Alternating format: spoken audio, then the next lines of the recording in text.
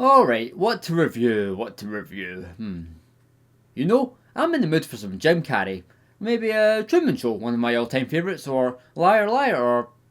Hold on, what's this?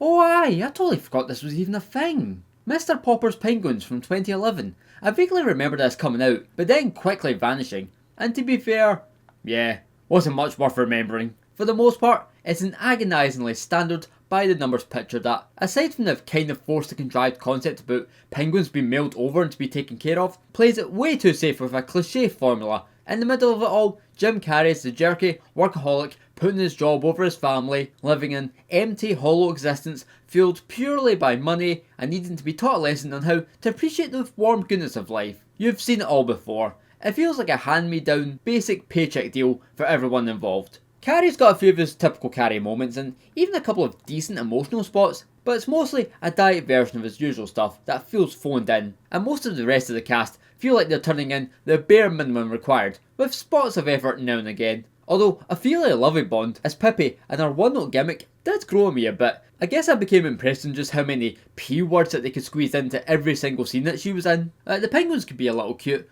although the fact that they're blatantly CGI is distracting. It's obvious they're not really there. They can give us some amusing slapstick here and there, but other times we get hit with bottom denominator fart and doo-doo jokes. Ugh.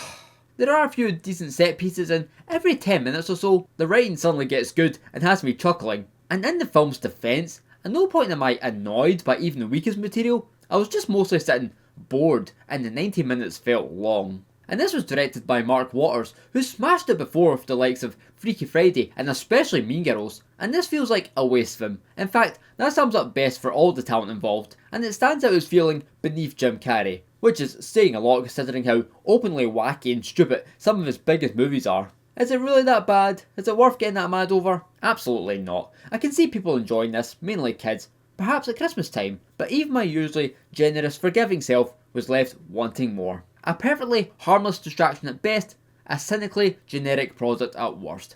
I think I'll stick this one back in the freezer. I'm Jason, and this is Small Movie World, watching, talking, and loving films.